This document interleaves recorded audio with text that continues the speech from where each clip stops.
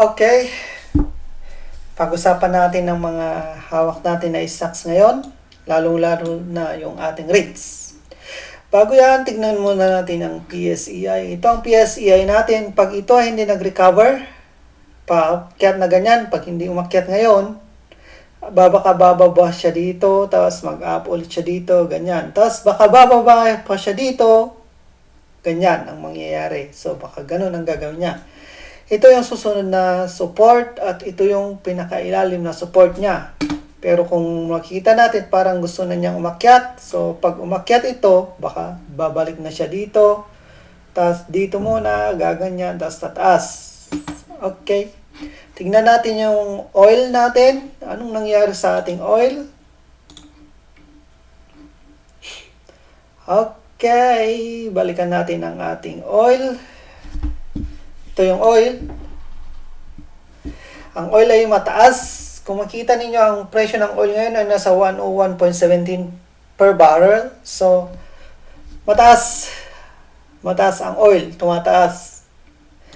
Kapag maayos na yung peace talks na nagaganap at nagkasundo na yung Iran at US, well, baka bababa ulit ang ating oil at hanggat hindi nangyayari yun, tis-tis muna tayo. Ngayon, ang DXY naman, tignan natin ang DXY, ito. So, ang DXY ay tumataas, patuloy sa pagtaas ng DXY. DXY means US dollar, tumataas ang US dollar natin. At ang gold, silver natin, ito ang silver natin, medyo nabibitin na, baka pag ito nag-recover at tumaas, ayos, pag hindi, baka bababa hanggang dito. Si gold naman, nasa support na si gold. So, there's a possibility na si gold ay tumaas na. Si nickel naman, ang nickel natin ay nasa support. There's a possibility na umakyat na ngayon si nickel. Okay. So, yung mga nickel like NIKL, FNI at si Mark, yun yung bantayan ninyo. Baka tataas ang mga yun pag ito ay tumaas. At dito naman,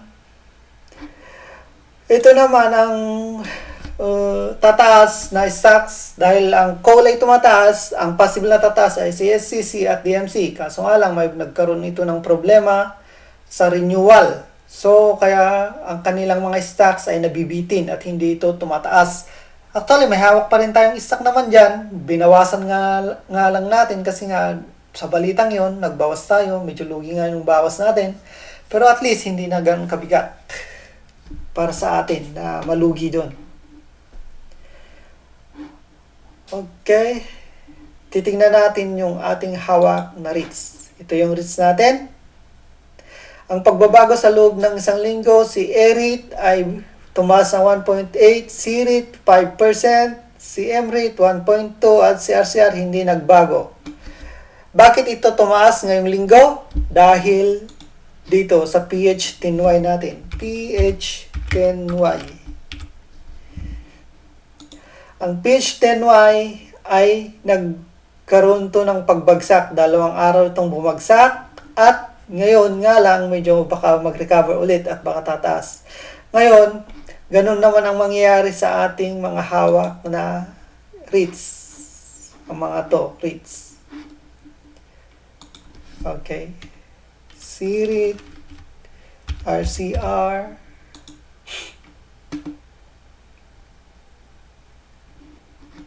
ito patuloy sa pagbaba.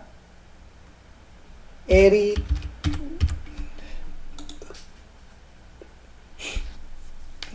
so, baka medyo nag-perform na sila ng pag-akyat. Dahil, kung bakit ito bumababa, ay dahil tumataas naman yung ating yield dito. So, ibig sabihin, kapag ang government bond natin ay tumataas, ibig sabihin, yung mga rates natin na nagbibigay ng dividends ay hindi ganun ka-attractive. Kailangan nilang bumaba yung presyo para magpantay sila dito. Kasi pag hindi yan nagpantay, ibig sabihin yung mga tao, bad na lang bilhin kaysa sa REITs, di ba? So ngayon, ngayong nangyayari yan, ang mga nag-invest naman sa REITs, ang ginagawa nila is bumibili sila paunti-unti habang bumababa siya. Dahil kapag ito naman ay pababa na, yung REITs naman ay pataas. Ganun yung nangyayari. So ngayon ito ay tumataas, so expected na yung REITs ay bababa. Okay, ito na yung REITs natin. Ito yung mga REITs. Ang nakikita nyo dito, si RCR, mayroon na siyang upside na 22%. Si MREIT 15, si CREIT 8, at si EREIT ay 18, at sa CREIT ay 8.9. So kung bibili tayo, baka si RCR muna ang bilhin natin, at saka si EREIT. Yun muna ang dadagdagan natin ng konti. Baka kailangan natin itong magdagdag ng konti, kasi kung makita nyo, 22% na under value, 18% under value. Baka dito muna tayo magdagdag sa dalawang yan. Si CREIT, pag bumaba ito, at magbibigay na siya ng at least 15% under value, baka pwede natin itong bilhin. Okay? Ang mga inflationary na bibilhin natin na stocks is ang mga to. Kasi nga mayroon kaguluhan na nangyayari at yung oil ay tumataas, inflation tumataas. Ang mangyayari dyan sa Pilipinas is baka magkakaroon tayo ng work from home ulit. So kung magkaroon ng work from home para maiwasan ng paglabas ng mga tao, dahil nga tumataas yung crudo natin, ibig sabihin tataas yung fare, tataas lahat. So para makatipid yung mga tao, mag-work from home na lang sila. So ang mga makikinabang dito is si Meralco, kuryente, at saka tubig, at saka si telecom. Okay? Si Meralco, ito ay kuryente. Si Aboitiz Power AP, kuryente. Si SGP, Synergy Grid, SGP, kuryente. Si MWC, water. Si Maynilad, water. Si Telco. Si Globe, Telco. So, ang mga itong makikinabang sa nakikita natin, kaya ito yung mga possible na pwede nating paglagakan ng pera ngayon. Sa kaguluhan na nangyayari ngayon, ang pwede nating bilhin is ang mga utilities. At ang mga pwede nating iwasang bilhin is yung mga properties. Okay? Properties, yung consumer, yung mga binibilin natin dyan na consumer, baka pwede nating bawasan yon kung may hawak kayo sa mga URC, RRHI, mga ganyan. Baka bawasan nyo. Si RRHI, binenta ko na lahat, kaso nga lang ang problema, plano kong bilhin sana ulit. Kaso nga lang, yun, madidilista pala. So, lugi tayo doon kasi nabenta na natin. Pagkabenta natin, nung Thursday pala, nung nagbenta tayo nung Thursday, kinabukasan may balita na madidilis na at ang taas pa naman, 48. So, masakit yun sa ating bulsa. Pero okay lang yun, ganun talaga. Hindi natin na-expect lahat. So, si Meralco, pwede natin itong bilhin. Kasi andito na siya, pwedeng bilhin. Si AP,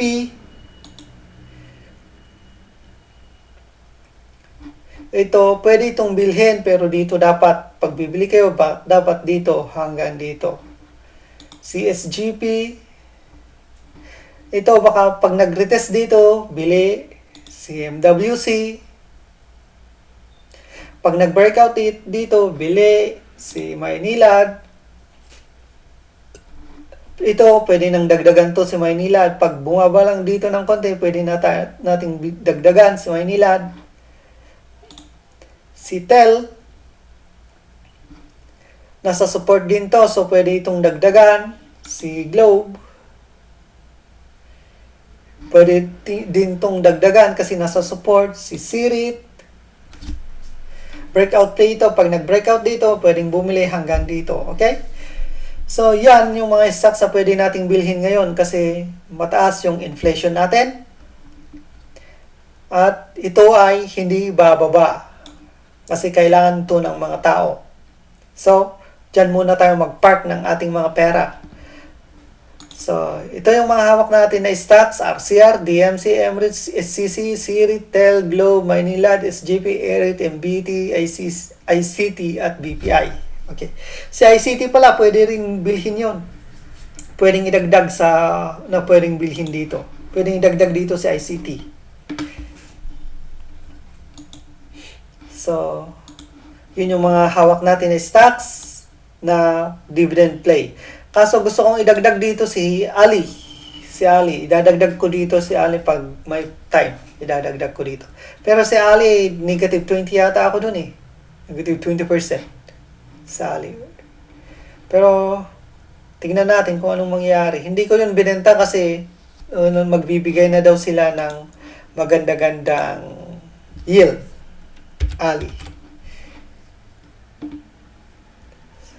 Si Ali. Ito si Ali. Medyo pababa kasi si Ali. So, ito si Ali. So, ina-expect ko na baka kasi ito magkakaroon na ng upside. Gaganyan, baka gaganyan na si Ali. 3.49 na ang kanyang dividends. At sabi nila, ilang percent yun. Basta yung percentage kasi is itataas na nila. Yung pagbibigyan nila ng dividends. Kung itataas nila yung dividends nila, di maganda. Makikinabang yung mga investors. So, kagaya natin. Kung ganon, pwede na natin nung bilhin kasi okay naman na siya. 12% yung revenue na itinaas. Yung kita nga lang is flat. At least flat, hindi siya negative. So, pwede itong bilhin. Pwedeng gawing dividend play na to. Yun lang, yun ng mga stocks na hawak natin. At kung gusto nyong bumili, ang pwede nating bilhin, yun lang naman, yung akin lang naman is ang mga to kasi safe ang mga to na bilhin. Para sa akin lang yun Pero sa inyo, kung ano yung gusto nyong bilhin, go ahead. Pero sa akin, ang mga safe ngayon is ang mga yan na stocks. Ang risk natin, ito, si Erit ay nag-negative at ang kita na lang nito ay mababa, 600 plus na lang. Ang kinita natin sa dividends ay 47,000. So, okay pa rin naman ang dividends play natin. Kaya, magtyaga-tyaga na lang ulit. At, iwasan natin yung magpanic dahil tataas din naman ang ating mga stocks pagdating ng panahon. Yun lang. Titignan ulit natin yung mga stocks na hawak natin sa susunod na linggo. Hanggang sa muli. Bye-bye.